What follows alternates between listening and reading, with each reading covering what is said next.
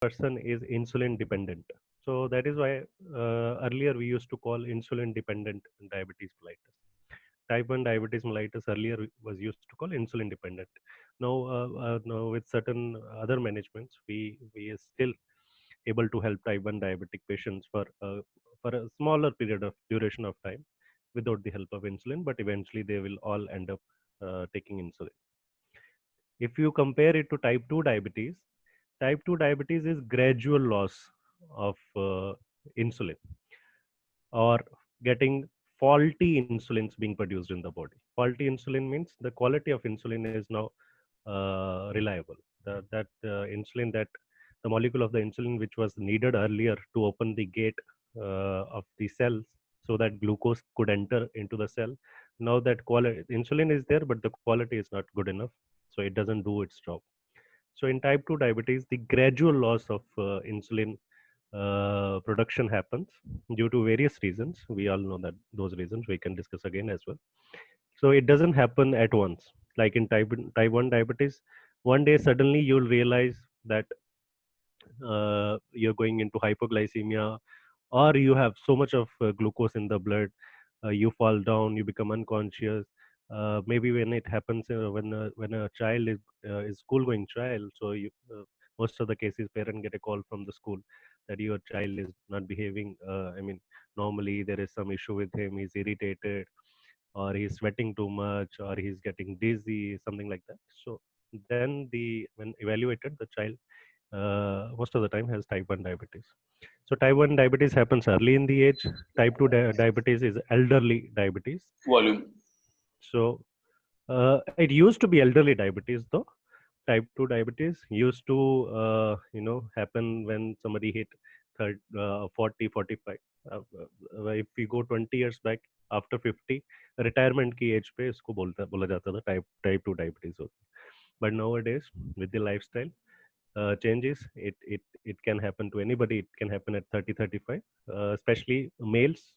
Once they hit their 30 age, then they are at risk of getting type 2 diabetes. So type 2 diabetes happen later in the age. Type 1 diabetes happen earlier. Type 1 diabetes completely insulin dependent. Type 2 diabetes can be managed with OHs, oral hypoglycemic drugs, till the time they work, and then maybe eventually type 2 diabetes वाले को भी insulin लेना पड़ सकता है. So this is a basic difference. So at both the cases, somewhere during the duration of the condition, pancreas will end up losing all its insulin producing cells. So somewhere may in type 2 diabetes, maybe at very later stage, once you hit 75 80, then you have to take insulin to regulate glucose metabolism. uh, at some point of time you will end up taking insulin, because the body has totally lost its ability to produce insulin. But in type 1 diabetes, it just happened very early, and then throughout the life you have to take insulin. So that is the basic difference. So I will keep it very open today. I'll not take a particular topic, though I would like to discuss skin manifestations that can happen to a diabetic patient. That I'll just speak in between when somebody asks a skin related question, if at all. Otherwise, it's open session today. You can ask all your question and queries to me. One word. Siddharth bhai, Yes, sir. Yes, sir. Yes, sir. Please. Siddharth, what is the levels of random sugar and post-peridial sugar intake का range जो है, does it vary with age also? Or Absolutely. Absolutely. It varies. So if I have to cut off somebody throughout a journey into two parts, I would say that 50 years of age, prior to 50 years of age, I'll have different range for a person, and once they hit above 50, I'll have a different age range for them. So in books you might not find like that, but if you study the recent articles and journals, you'll see these changes. You'll see these recent different ranges depending upon the age. So if somebody is prior to 50, 40, for between 40 and 50, or maybe 30 and 50, the postprandial sugar, that is 2 hours after we eat a meal, has to be less than 140. So if you want to, if I have to classify somebody non-diabetic, then their postprandial sugar has to be less than 140. And if I have to label somebody as a diabetic, then their random sugar, one random sugar has to be more than 200, right? And HbA1c has to be more than 6.5. Fasting sugar has to be more than 126. So these are the targets that I'll set for somebody who is less than 50, because I want to control it very tightly. So that something is called tight control of diabetes. That means you keep your blood sugar levels close to a non-diabetic person. Levels, our levels should be close to the levels of a non-diabetic individual. So before 50, if somebody get diagnosed with type 2 diabetes, I'll keep their targets very tightly so that the macrovascular complication does not start early, and the progression and delay, we have, the progression of such complications we can delay. But if somebody is above 50, 60, 70, then the pros and cons of hyper and hypoglycemia are different. So in elderly patient, the hypoglycemia is much more dangerous than hyperglycemia. So for those individuals, for those elders, we'll just increase our range of blood glucose at any given point of time. So if I say your fasting sugar should be less than 100, if you are like 40 years age, I'll keep it. I'll make a target that it should be 100 or less than 100. But in elderly patient, depending upon the decade of their age, if it is 50 to 60, 100 to 110 is acceptable. 60 to 70, somewhere between 110 and 120 is also acceptable. Because in such elderly patient, if it goes less than 100, that means your vital organs will not get the nourishment that they need. And at that age, there are other multiple comorbidities that happens with diabetes, like hypertension, like dyslipidemia, thyroid problem. So body is already fighting with a lot of other conditions, and body needs energy to fight. So I would be okay if your sugar is bit high, but I'll not be okay if it goes low, because low sugar is dangerous in elderly. So similarly, the range of HbA1c uh, for people, young people, it should be between somewhere 6.5 to 6.8. But elderly people who are especially in 80s, it is acceptable up to 7.5. So depending upon the range, as the age increases, your range gives you a flexibility to maintain your sugar. So that is there. Don't worry if you're 60, your fasting is 100, 110. Don't worry, it is absolutely normal. You don't have to decrease it That fasting. I'll ask you a personal question. My random sugar is 126, and sometimes the postperidial maybe 180 or 200. I have no hereditary diabetes problem, both my father and mother, and I don't take any medicine for no insulin at all. I have accepted a challenge from the doctor that I'll improve it by not eating sugar and controlling my tongue. Is it necessary for me to take insulin? Or Absolutely not. Your sugar levels are fine. So see, I'm very insulin insulin is only indicated when other methods or other managements are not working. So if by virtue of eating healthy diet, doing good routine, disciplined physical activity, and taking OHS that your doctor has prescribed, if your sugar is within the target range that the doctor has set for your age, then absolutely fine. You don't have to even think about insulin now. So random sugar 120. So generally the meal gap between the time between two meals at your age, I would say 5 or 6 hours. right. Yeah. So anywhere random sugar is, you check your blood sugar at any given point of time, right? So if it is post-prandial, like 1 hour or 2 hour after eating, then ji, to you know your limits. But after that 3 or 4 or 5 hour, I would say you keep it somewhere 130. 120 is still low. So your sugar is not high, it's low. So right. yeah.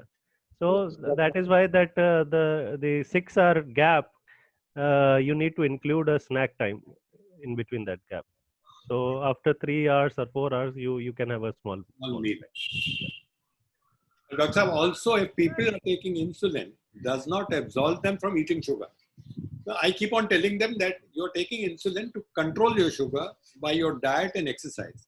But that does not permit you कि आप रसगुल्ला खाने लगे उसके बाद कि हम दवाई खाते हैं. So, Yeah, so see, this is a very debatable topic. Many people or many doctor have different opinion about it. Ji, The best management, I would say, is an individual specific management. So person to person it varies. right, So if you are able to eat sugar and while managing the way you manage it, you are able to keep your sugar levels uh, in the range specified to you, then absolutely fine. Nobody will ask you to stop it. But thank there you. are many people who will take this as a reference point and then start eating, but they are not able to do other activities, and in that case the sugar level will go up, and they will ask कि वो तो फलाना आदमी तो खाता है उसका तो नहीं बढ़ता मेरे खाने से बढ़ जाता. Right, So that this has to be very individual specific. You should know what works for you. right, So absolutely, sugar is not not the doctor will say कि absolutely you avoid sugar. Even I when some patient come to me, I would say कि definitely once or twice a week you should eat what you like. right. You should have a piece of cake or have a piece of chocolate or have a piece of mithai that you want. Keep it a piece only, so that you enjoy it. Don't stop yourself from enjoying these things, because we live to eat. That is very one primal basic and requirement need of ours that we live for. So we can't just stop ourselves from eating it, but we should know what works for us, which sweet or which form of sugary food that I eat which makes my sugar go up. So you just avoid that. There are different form of sweets also. Some has higher content of calories, some are mild content, some are mild content. Right. Yeah. Dr. Saab, I have a question. Yes, sir. Doctor, Yeah. okay. My question is, Okay, Mona ji, I'll just come after Kanal. Okay, okay. Doctor साहब my question is कि मेरा जो fasting का जो sugar है वो range से ऊपर है, और जो उसके बाद मैं पीपी लेता हूँ या रैंडम लेता हूँ वो within the normal range है. I just want to know the reason कि सुबह का जो फास्टिंग वाला होता है, is it that probably I take more of sugary items in the evening, चाय पे ले लिया या रात को खाने पे ले लिया. क्योंकि अगर मेरा पीपी बिल्कुल ठीक चल रहा है और रैंडम भी ठीक आता है, तो I do not know why fasting वाला जो है ये रेंज से ऊपर चले जाता है. It goes more than times 130 also. तो That's a very good question, Kanalpuri. Very important question. Many times people wonder that their daytime sugars are fine, but when they wake up, their sugars are high. So what we need to understand is that how the cycle works actually.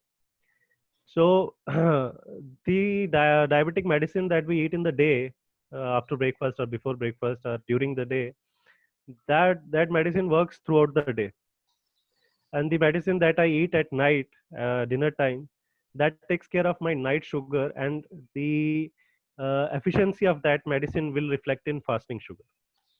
So the sugar that I check at the fasting time, it reflects how my medicine is working at night time, and how the meal that I was having, what content of the meal worked for me or didn't work for me, that I had at dinner. Because in the daytime, along with medicine, you're doing certain physical activity also. So you're taking medicine, but you're also active. you're going for a walk, you're doing multiple things, you're using your brain also, because to do some activity you need your brain, and brain needs calories, so you burn calories that way also. But at night you eat, you take medicine, and for 7 8 hours you do nothing, you just sleep. So you take that factor out of that. So now it is the highly likely that your sugar might come up a little bit high in the morning. So that way you need to adjust your dosage of OHAs at night.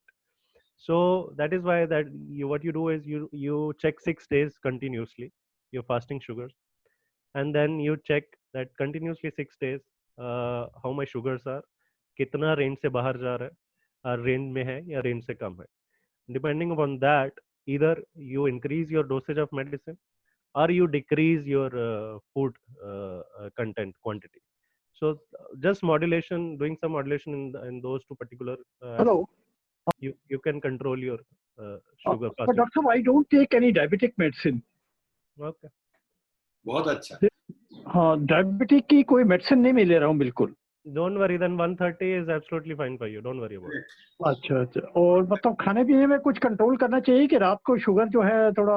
Absolutely, sir. Night time your carbs should be low. If you want a good meal at night, it should comprise of fibers and proteins mostly. तो मतलब ice cream खानी बंद कर दूं, liquor drink बंद कर दूं. दिन में खाइए, दूसरों को खिलाइए. सर वो 130 से 110 आ जाएगा if you just stop your drink at night. अच्छा. और ये चाय जो शाम को पीनी है वो तो पी सकते हैं. Absolutely. अच्छा, थैंक यू सर. जैसे आपने बोला वो टेस्ट तो अपना one should not deprive of, तो we will continue with our test और आपसे एडवाइस लेते रहेंगे और ठीक करते रहेंगे अपने आप. Thank you sir. Yes. The important thing is that you monitor it regularly. So when we talk about management, for me the most important part of management is monitoring. So if I don't monitor it regularly, I will be in a totally blind state whether my management, be it lifestyle modification or medical management, is working or not. So with diabetic patient, a constant need of a change or improvement is needed. So that only happens when I know what's happening inside my body. So you just keep it checking regularly. For people who are having it under control, they just need to check it twice a week. For people in those its fluctuation is more often, they can check it thrice a week. Sorry. Yes, Mona. Thank you, sir. Sir, good morning. Good afternoon. Good morning. तो बात हम आपको पहले बता चुके हैं कि हम अपना शुगर जो है हम सुनाई. Can you hear me? बिल्कुल. अच्छा, तो हम बता रहे थे कि हम तो अपना अकॉर्डिंगली कंट्रोल करते रहते हैं, मॉनिटर करके, और उसी हिसाब से हम अपना खाना पीना रखते हैं. मगर एक बात हम पूछना चाहते हैं कि हमको बिल्कुल भी भूख नहीं लगती है. I just eat for the sake of eating, है ना डॉक्टर साहब? सुन रहे हैं? यस. अच्छा, और फिर भूख नहीं लगती. दूसरी बात, हमारे रात में पूरे होंठ ऐसे चिपक जाते हैं जैसे कि ग्लू लगा दिया, और बिल्कुल मतलब बहुत सूखते हैं होंठ. पानी तो बीच रात में पीते हैं पर बहुत ज्यादा होंठ सूखते हैं, क्योंकि हमें समझ में नहीं आ रहा क्यों. शुगर्स कैसी हैं आपकी मैम? जी, शुगर हमारी वही 110 और 90 ऐसा सुबह रहती है खाली पेट, और खाने के बाद हमारे कभी कभी 160 170, और बहुत जब हम किसी दिन बहुत वरीड रहते हैं या कुछ सोचते ज्यादा हमारी 200 के ऊपर भी चली जाती है. एक दिन 280 हो गई तो हम बहुत परेशान. हमने डॉक्टर को फोन किया तो उन्होंने कहा कि शाम की मेडिसिन मत खाओ, खाओ डबल खाओ. एक और उन्होंने 2 गोली बता दी. तो हमने कहा ठीक है. फिर हमने क्या किया, अपने ड्राइंग रूम में हम खूब वॉक किया 20-25 minute. After that I checked, it was 160, 280 से इतना कम हो गया. तब फिर डॉक्टर ने कहा नहीं, डोंट एक्स्ट्रा मेडिसिन. और उन्होंने कहा जब भी तुम्हें कम लगने लगती है तो तुम मेडिसिन मत खाओ शाम को, रात वाली. तो ऐसे होता रहता. हम यही फ्लक्चुएट बहुत है. आप इंसुलिन तो नहीं ले रहे ना? इंसुलिन तो नहीं ले रहे हो ना आप? इंसुलिन नहीं, वो ज़ीटेन 20 और ग्लूकोनॉम 500 ये लेते मॉर्निंग में, और शाम को ग्लूकोनॉम और एक और है, कोई याद नहीं आ रहा नाम, तो 2 रात में भी 2 लेते, 2 मेडिसिन। कित- और कितने साल से है मैम आपको डायबिटीज? 10 तो हो ही गए मेरा ख्याल है। So by now Retirement- we should know why it fluctuates, ma'am. हाँ, ये क्यों आप बताइए। Yes. So fluctuation के reason बहुत सारे होते हैं, मैम. See, जी especially in female, जी uh, the adherence to physical activity is अच्छा some days a lot and some days या nil. एग्जैक्टली So I जी don't want to be sexist that we say in modern हाँ, term, but there are a lot of things that happens on mood, especially in females. जी जी So the mood dependency is a lot when it comes to follow a disciplinary routine. जी So जी some days you might be exercising for over an hour, but some days you might not. So अच्छा yeah, you can tell better if that happens to you or not. So I'm just overall generically giving you an advice. जी So जी so that routine has to be a permanent one and has to be daily routine to maintain it on in a constant range. So I was there, just like I was telling earlier, the fluctuation in a diabetic patient are there all the time. So only when I was telling ki monitor karna bahut zaruri hai, only when you monitor you come to know it's high or low. So fluctuation happens because of multiple reasons. Someday you might eat from outside, someday you might not exercise. Uh, the last time, when was the last time your diabetic medicine was changed or dosage was changed? about more than 6 months. Yeah. So frequent medicine adjustment has to happen. So you'll notice that many a times a person is taking the same medicine for many years. अच्छा But that is जी not the ideal way to take medicine. You have to go back to your doctor every 6 months or in a year and make sure that the medicine you are taking are working or not. So there are n number of nowadays there are her 3 yes ma'am. every 3 months she gets my test done, सब आँख से लेकर पैर, हर चीज, blood and everything, urine and all, and everything is fine with me, बस थोड़ा urine में albumin कम है, मेरा प्रॉब्लम कम है. पता नहीं मुंह क्यों सूखता, बहुत डिफिकल्ट हो Yeah, जाता I'm है। coming to that one. So Yeah. when these fluctuation happens, that impacts your overall control of blood sugar levels. अच्छा Right. So if every week there are 2 to 3 fluctuations, that means my 3 month sugar will not be right. It might reflect good, but overall it's not right. So that can cause those complications that are associated with diabetes, neuropathy, अच्छा and the vascular disease. And with the kidney involvement, you will notice that you're going to pass urine a lot of times. So it just basically takes water out of your cells. When there are अच्छा high glucose in the blood, it acts as the higher osmolarity thing. It sucks out the water from the cells, and we feel, and it comes out as a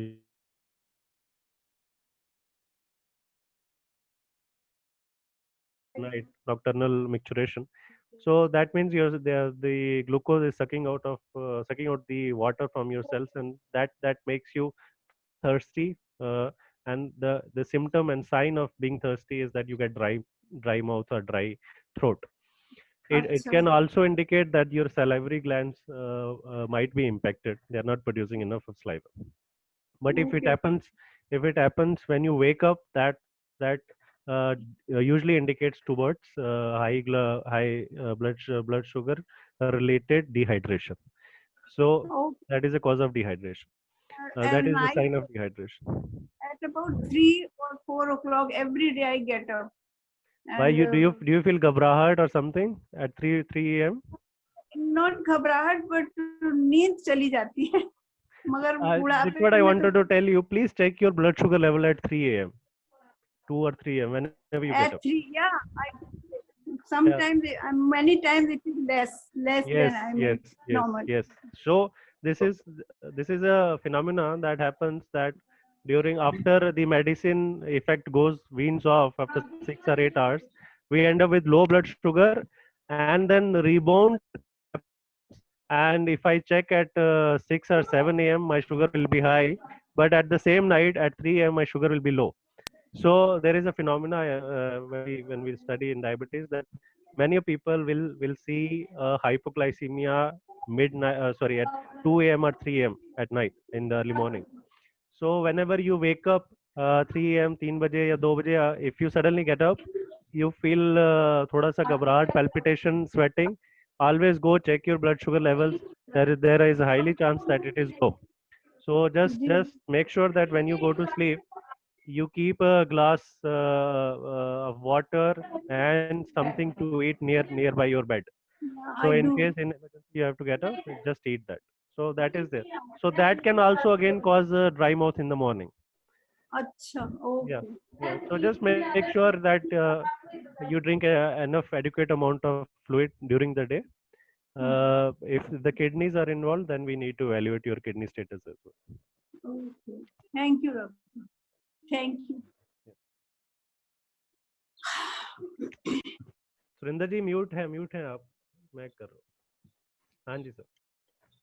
हाँ, मेरा question ये है कि आपने शुरू में statement दिया था कि even type 2 diabetics also normally end up taking insulin at higher age, maybe more than 80 or something like that. मुझे खुशी है कि मेरे साथ में 2 और कोलीग्स, सीनियर कोलीग्स ने अभी आपको बताया कि that they are not taking even medicine and their sugar is under control. And I am joining them. Of course, I am taking medicine and sugar is under control. And one of my doctor told me that seeing your lifestyle, etc., because I asked him, will a time will come when I'll have to go on taking insulin? He said, in your case, it is not. It will never come because your lifestyle you are maintaining, and you will never have to take insulin. So earlier statement you made that as per the medical advice, type 2 diabetics also end up taking insulin because ultimately their pancreas stop making the insulin. Right. So in this case, you have got 3 patients with you today who I hope will not end up taking insulin. I definitely hope Comments so, on sir. this. I definitely hope so, sir, that nobody end up with insulin. But we have a different level of understanding when it comes to insulin. So, number one, we have to understand that insulin is not at all bad for us. So, insulin, although is a taboo, when we say that we are taking insulin, many people think that everything has now stopped working. That is why I'm on insulin. So now the next stage is gone. So after insulin, there is nothing left. So I have already approached the end stage. So that is taboo that we need to understand, get ourselves aware of. That there is nothing, like I said in previous session also, there is nothing like insulin. So there is no better treatment of the diabetes than insulin. Why? Because our body is not producing enough insulin, or it is producing faulty insulin. And what's better than replacing it with the same insulin? So if I just give it from outside the same insulin, that means I have just complete the requirement in the body. My body does not require metformin. My body does not require sulfonylurea. My body does not require other medicines. My body requires insulin. So if I'm taking insulin, then wow, this is the best thing I can do. The only problem is that awareness is not there, and also it comes in injectable form. We don't want to inject ourselves daily. The day insulin comes in a tablet form, the first line of choice, the first choice of treatment would be the tablet insulin. There are risks that are associated with insulin. That is why people don't go with insulin. One, it is injectable. People might inject it wrongly and does not get the effect, desirable effect. Second thing is that insulin dosage needs constant adjustment. It can cause you hypoglycemia, which is very severe condition, especially in elderly. So insulin requires monitoring. Insulin requires a person with you who can, take care of you while you take insulin. That is why many people are fearful of insulin. But the point that you have raised, that not all people end up with insulin. You give an example of two elderly gentlemen. I want to make a remark here that there's still a lot of life to live for all of you. So maybe another 20 years, 30 years are there to live, maybe more. So at this point of time, to comment that they are elder and they have not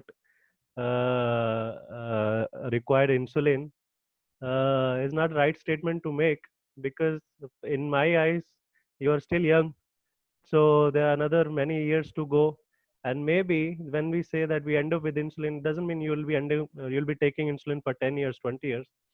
You'll see that a person age naturally. Let's say I want to live 100 years of age. I very well managed my diabetic duration up to 95, and the last 5 years of my age, I end up taking insulin.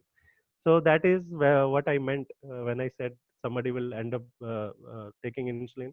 It doesn't mean that you need it right now. It doesn't mean that आप 60 साल के 70 साल के आपको insulin लगनी ही लगनी. It doesn't mean that. You can very well do all other management techniques and take care of your body and does not require insulin. Maybe when you are hitting 85, 90 and you are not able to do physical activity. Right now, you are all able to do your physical activity. You are all able to walk. You are all able to control the food choices. But after 10 years, maybe it is not in your hand. Then you are not able to go out. You're not able to walk. Then you have to take insulin. So that is what I meant that people will end up taking insulin. That what is stress diabetes?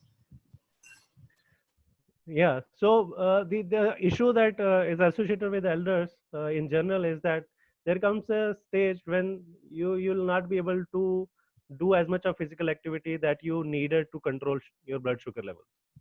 So then it is a boom that we have an alternate for that. So the study is not about you and me. The study is overall elderly people.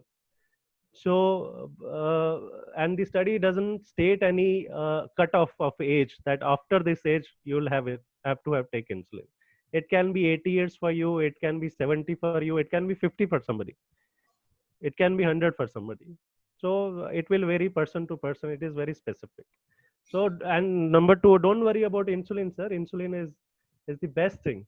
If I get diabetes, which is very likely because my lifestyle is as such that I have to sit for longer hours, and my grandfather had diabetes. So if I end up with diabetes, I'll definitely take insulin from day one. I'll not go with. आपका कहना है कि don't deprive yourself of good things and take insulin.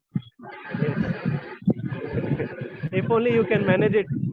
If you have the right support system with you, and I hope by the time I get diabetes, there is a tablet form of insulin that I can.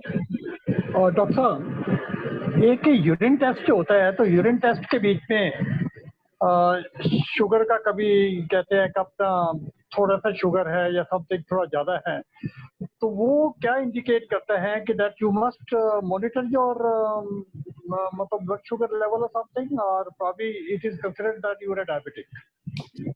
Okay, so normally your urine should not have sugar. Sugar is a very important precious component, or it's like a currency that your body does not want to lose. So urine usually have all the waste toxins. So it is a waste that our body does not need in the body, it excretes. But sugar is the most precious thing. It is the currency. It is the thing that we work, we live for. So our body by nature does not want to lose it. So if you see sugar in your urine, that means number one, the blood has higher sugar than normal. So body has already enough sugar. It is too much. Body wants to excrete it. That I don't want this much also. And number two, there might be some issue with the kidney. The filtration process is not up to the mark. Now the sugars are able to filter out of kidney vessels and coming out in urine. So if the urine is more than the range that is mentioned there, that means in one you have high blood glucose. Number two, it could be kidney related problem. Yes, Surinder ji. By the time you get sugar, hopefully you will not get, but by the time you will get insulin. Why don't you give us hope that before we need, I mean the 3 persons I have talked of, when we need insulin, by that time scientists will come out with the insulin. I just hope you don't need it at all. I just hope that by 100 you'll be running marathon. So I'll hope that. Scientist ने अभी तक corona का vaccine नहीं ढूंढा, अभी उसका क्या ढूंढेंगे? See sir, diabetes जो है ना, it's in pharma market, it is like top earning for them. So and then insulin is one such component that they want that it should come in a tablet form. So there are a lot of research going on in that. The only issue is that insulin it gets absorbed very fast when we take it. No? So if we take it by oral way, it will get absorbed very fast, and then we'll end up having hypoglycemia. That is why it is not given by intramuscular. It is not given by IV normally. It is given in a subcutaneous tissue, fat tissue, so that we intentionally make the absorption of insulin a slow process. So slowly it gets released, slowly it goes to your blood sugar level, and then it starts doing its work. So the problem with oral medicine, if I take insulin orally, it will absorb immediately. So I'll end up glycemia. So maybe with it they'll come up with some solution for that. Doctor साहब, एक चीज मैंने कल भी थोड़ा सा आपसे discuss किया था. Yes sir, please. A person who is a diabetic because he has diabetes and he is taking medicine. So is it essential that he will have effect on his organs even if he is constantly maintaining the sugar levels within the limits? Even then it is possible that these sugar levels will also harm the other organs of the body? No sir. If I have to take a very strict example, let's say you were diagnosed at the age of 50, for example. So what does it mean? Number one, let's go through this journey. So what does it mean when you get diagnosed at 50? It means the diabetes started at the age of 45. So it went from normal to pre-diabetic to diabetic, and it took some years for it to become diabetic from normal. So it already started few years back. So certain complication has started earlier. By the time you get to know it, there is some abnormality started, which might not be reflected in the normal testing, because the test pick up when something abnormal happens to your body. It might be in the intermediate stage. Then you got diagnosed, then you came to know about your diabetes, then you decided ki now I will bring it to the normal levels. I'll not let it be at this stage where the diabetic range is. So you start all your exercise, you start eating good food, you start taking good medicine, and for next 20 years, from 50 to 70, every 3 months, every 6 months, you checked your sugar levels, and it was always in normal range. This is the ideal case scenario, which very rarely happens with somebody, right? For 20 years, you never let it go up. In that case scenario, sir, no, you will not end up with diabetic complications. So you might end up with a heart attack, which because of somebody because of some other reason, because people who don't have diabetes, they also get heart attack. People who don't have diabetes, they also get stroke. People who don't have diabetes also get kidney problems. So the reason for that heart attack or stroke might be different. But since you have diabetes, people might try to relate it to diabetes, but it could be different reason for altogether. But the issue is, it doesn't happen in real life. So I don't know when you became serious about your diabetes, but many a times that we see in our practice, people tend to lose their focus. So initially when they get diabetes, they get very serious. Oh, क्या हो गया मेरे को, इतनी बड़ी बीमारी होगी, I'll do, कल से तो मैं ये खाना बंद, ये खाना बंद हो. So it goes very nicely for a year or so, and when they see the consistent control in their diabetes for a couple of months, then they lose their focus. So maybe for another 6 months it goes for a toss, and then you again see it, realize कि अब तो बढ़ गया, नहीं, I have to go back to my previous routine. Then you start following your previous routine. Another 1 year you maintain it very nicely, then you lose your control for whatever reason, because there are constant things happening in our life as well. There's something happening in family, some stress, something related to your job, something other, then you tend to lose your focus. So in an ideal scenario, it is very difficult to maintain it throughout life, ideally, properly. But yes, if you have maintained it, then the problems that you are having, it might not later to diabetes, might be something else then. Doctor साहब एक और general question था, that is ये जो vaccine बनते हैं या whatever medicines are there, जो क्लिनिकली पहले ट्राई करते हैं और तब अप्रूवल होता है और तब मार्केट में आती हैं दवाइयां फॉर जनरल यूज, तो उसका क्या नॉर्म होता है? कितने परसेंटेज पर ये अप्रूवल देते हैं? 80%, 90%, और unless it is 100% result, only then approval is given? I don't know exactly the percentage thing, sir, but the thing is, there are two things to be noted when you do trials of a particular drug. Number one, the efficacy of the drug for that condition it is being developed. How much is the efficacy? It is 80% efficacy, 90%, more than 95%. We want it above 90%. Number two, if I'm taking that vaccine, what are side effects I'm getting? Am I getting very serious side effects? Is the side effects are very life-threatening, or I'm getting very common side effects? If side effects are very severe, then it will not come to the market. If side effects are acceptable side effects compared to the pros and cons of that particular condition, then they might get approval. I don't know exact percentage. I'll just check and come back to you on that. No, only thing is exact percentage is not required. My question is slightly different. Next question, that even if it is 95% or 90%, I think it is not always 100%. Is that right? It is not always 100%. It can never be 100% because body to body, the reaction of body towards a particular drug is different.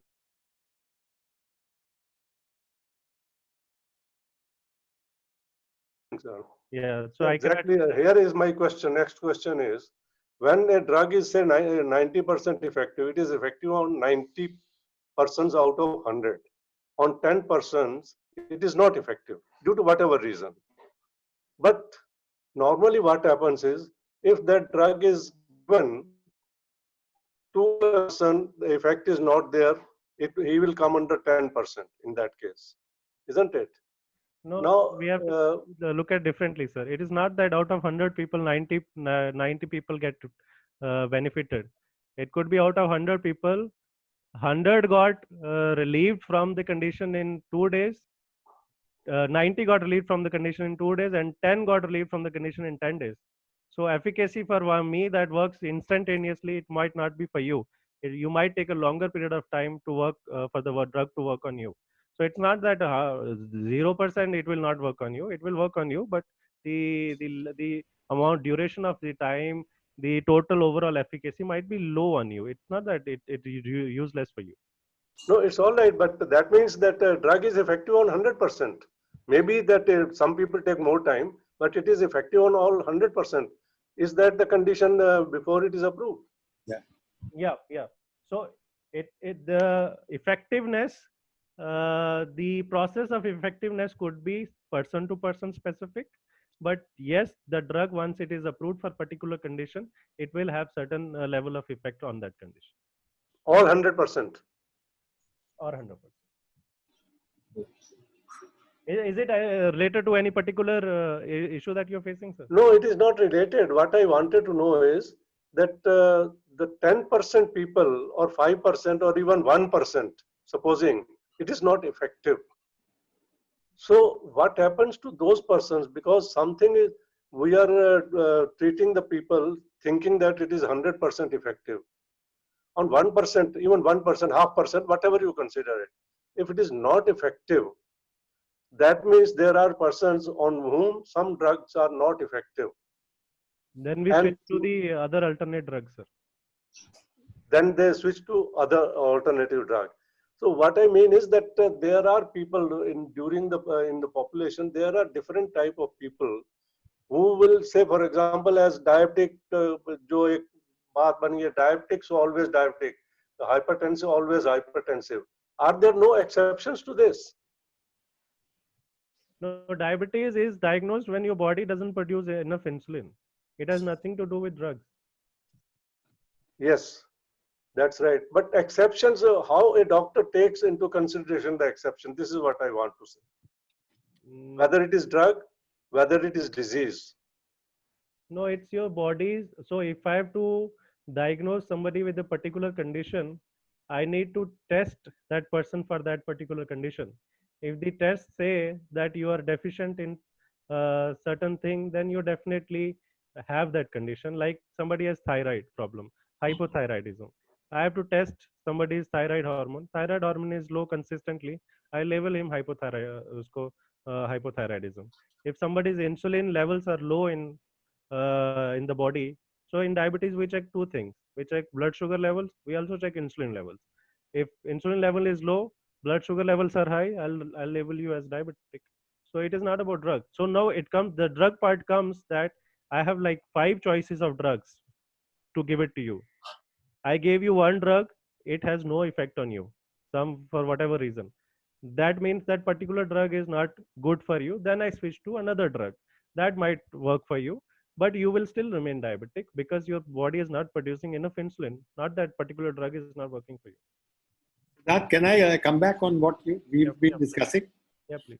I think no doctor is a magician; he's a technician. So it's your own immune system. After you give a drug, how it reacts. In some people whose immune system is strong, you will get cured. If his immune system is not good enough, no drug can cure you. I mean, my concept would be to build up your immune system. Medicines actually don't cure you. They relieve your pain a little, your sensation of bearing the pain.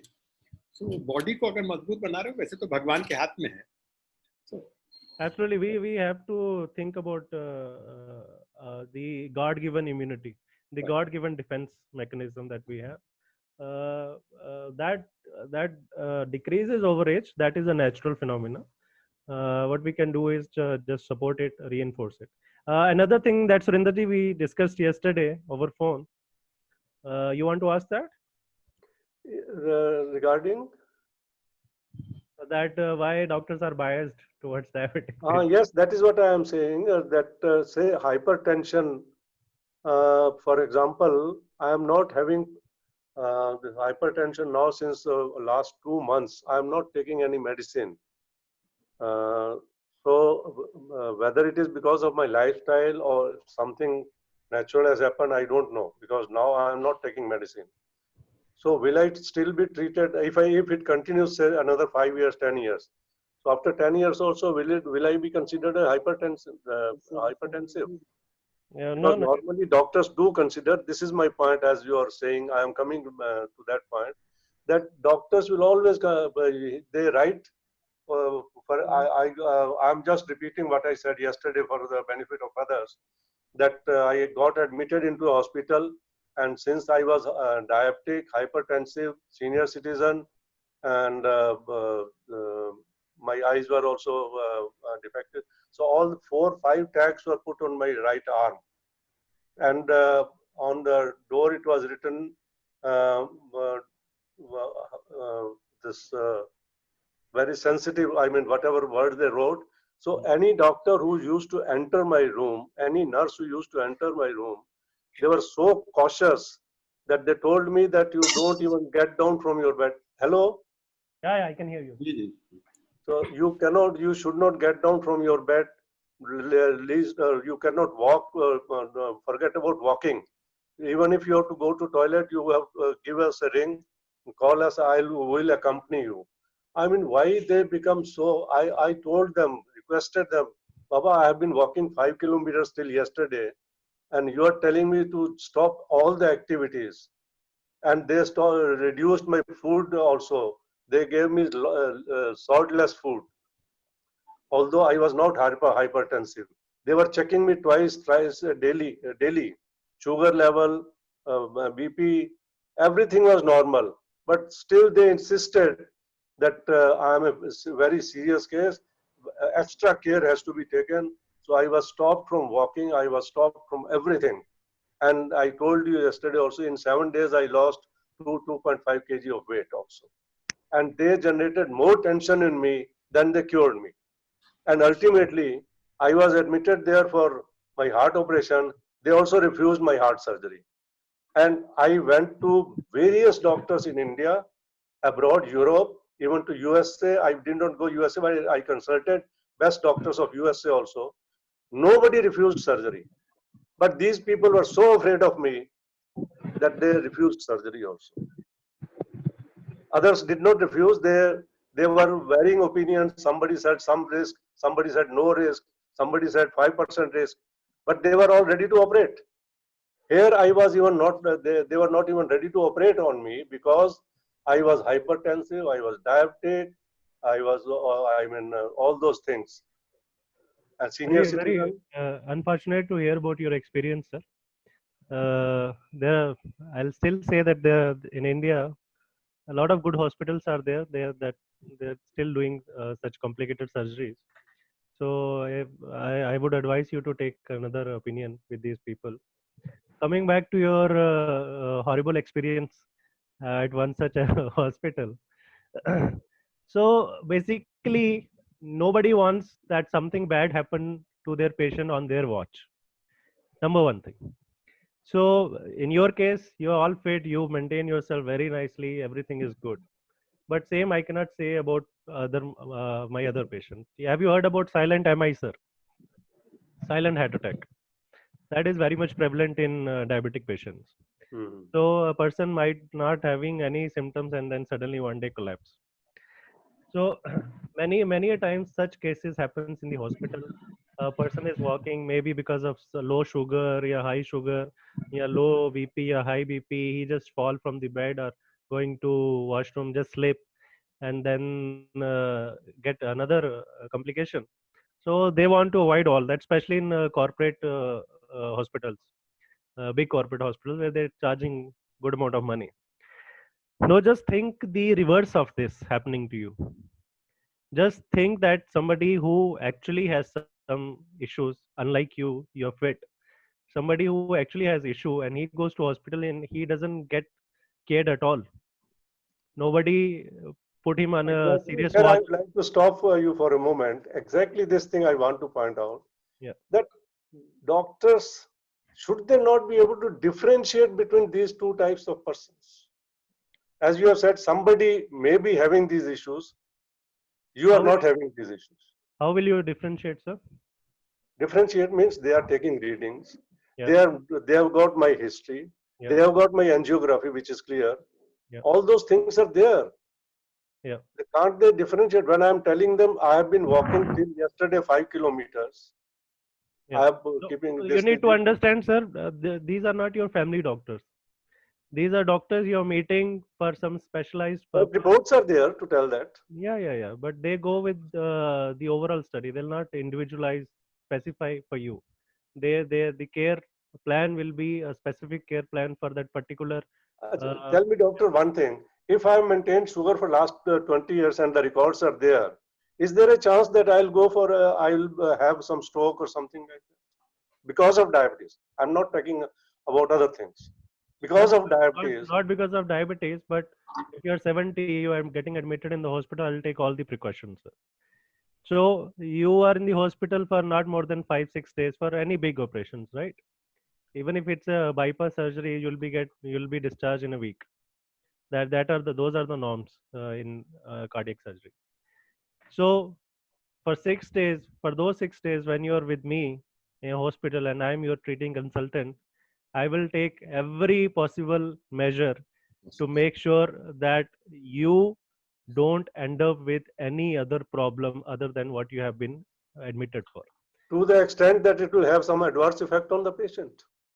Usually, if you so you have to understand, sir, you are in a hospital in a closed setup, Psychology of the patient. monitored setup. they'll give you food 3 times, 4 times, 5 times. They'll ask you not to walk without supervision. They'll ask you not to do certain activities without supervision because they have supervision for that. They can assist you with that. So I would just request you just to go with the facilities. No, definitely I did go with their. That is why I lost. Otherwise, I could have come out of the hospital, taken discharge. No, I didn't do that. I went as per their advice, but I was psychologically depressed. What I am going through this. Patients का थोड़ा सा जो psychology होती है, उसको भी तो I think it is important, particularly at these times, psychology of the patient is also important. How about your experience at other hospitals, sir? Well, different places, different. See, some people are interested in money. Somehow they want to operate. Others are very honest people. Particularly in UK, people were very honest. They told everything. And there is your answer, sir. It's not true for at all the hospitals. It is not true for all the doctors. So no, not for all. One bad experience. Don't. No, I am not generalizing, but I don't want to say I have got no comments to make against the doctors in general. Yeah. But just I wanted to discuss with you that why. Yeah, I understand, sir. Maybe that particular doctor have sensed, have diagnosed, or have suspected something. That is why he has ordered those things to you. Maybe if you go to another specialist, he'll not suspect all of those things. No, my question to you was that particularly hypertension, maybe diabetes, you may be up to some extent, you may be right. Although I have maintained my sugar levels, as I told you, it has never, the HbA1c has never gone above 6.6. Rather, it comes down to 5.9 to 6.6. It has varied between that. So, but that apart, maybe that I am one exception, others may not be doing that. I don't know. I am not a medical person. But about hypertension, it depends on so many factors, as you have taught us. So if those factors are changed or removed or adjusted, can a man become non-hypertensive, or a level has to be stuck to him permanently that he is hypertensive? There are high tendency that you might end up with high blood pressures. So that is why you've been labeled as hypertension. That means you previously your blood sugars were high and you're doing some particular management to keep it under control. If you remove those management, if you remove those processes, your blood sugar level will increase again. So that is for the information to the medical staff and the doctor that certain things has happened to you previously. And the other important thing you need to understand that if I write on your prescription that known case of hypertension, known case of diabetes, although you are doing very well in maintaining those parameters, I'm writing it so that I will the medicine that I'm going to prescribe you will not interfere in these conditions. So certain BP medicines are there which are very specific to diabetic patients. So if I prescribe you a BP medicine in a particular group, it will not only take care of your hypertension, but it will also protect your kidneys. If at all any damage going to happen to the kidneys for diabetes, with diabetes. So it gives me an idea to what extent and what different medicine I have option to prescribe to you. I'll not give you a generic medicine for BP. I'll also make sure that you're taking BP medicine. If at all one day your diabetes goes worse, it will not affect that. So that is one reason I need to know your history. And also the other reason is that if I'm a specialist and and many times patient don't come back, sir. It's a harsh reality, right? So patient for diabetes, especially in case of diabetes, patient comes after 2 years, 3 years. They don't come to you every day. I mean, every routine checkup date. So I have to be extra cautious in that case. I'll prescribe you all sort of medicine. I'll take care of your hypertension then also. I'll take care of certain things that might affect your heart in future. So I might prescribe you cholesterol medicine and blood thinning medicine as well. Although you might not have any heart symptoms, but since I know that you might not take care of yourself, I'll just prescribe it as well. So I would say that it is the overall response of the patient that makes a doctor's attitude to be like that. So in US, the response is totally different. It's honest response. I tell you do this thing, you do. If you don't do, I'll be very honest with you. Things will happen to you and insurance will not take care of it. So that is why the honesty level between patient doctor is high in US and UK and Europe countries than in India. See, the impression is different. Patient's impression of doctor is different, and doctor's impression of patient is different. So I'll, in my capacity, take care of everything so that I don't end up in a bad case. So many times, I don't blame doctors also in India, as you have said. You are right that they are more honest in the sense that they don't bother about money at least. But one more thing is there, doctors here, to be very fair to the Indian doctors, doctors here are very busy because there is a lot of crowd, there, a lot of patients they have to attend. When I went to UK, I consulted two different doctors, and both the times I was given time. I was there were two or three patients only he was to attend. In one case, only I was the person to be attended to, and both of them gave me 1 hour each, yes, separately on separate occasions. 1 hour for consultation, yes. and only when I got satisfied, I had no more questions. They asked me two times, any more questions, any more questions. When I said, no, sir, thank you very much, then they got up and accompanied me out of the door also. They were so nice people. This does not happen in India, but for this, I don't blame Indian doctors. Yes, My you're right. objective is not this, because Indian doctors have number of patients to see. Do you know exactly what is the patient-doctor ratio in India? No, I don't know, but I see in the hospitals a crowd here, and I've seen the crowd there in UK also. But you'll see that in private hospitals still the norm are changing. The doctors are very giving enough time in certain private hospitals. The crowd is not that much. Patient is I don't treated know. I as am yet to see. Kindly let me know those hospitals. I would like to see this thing next where time. there is no crowd. I would like to accompany you on one of your visit one day. I will not Okay. go as a doctor. I'll go as a individual and I'll see and point out what all needs to be improved. Okay, okay. And just to come back to that number, 1.3 doctors per 1,000 patients. Yes, Right. that is the. So 1.3 doctors per 1,000 patients, especially in government hospital. You go to AIMS, Delhi government hospitals. I mean, it is not doctors' fault, but then the brunt of that, the consequences of that, patient has to deal with. Patient has to deal. So ultimately, patient suffers, and that is not good. So even a doctor, good doctor, doesn't want his patient to suffer. That's But right. maybe for whatever reason it is happening, and it's very unfortunate. Let's hope it improves. मैंने आपसे इसी मारे कहा था the ABC of doctors, which I wrote to you.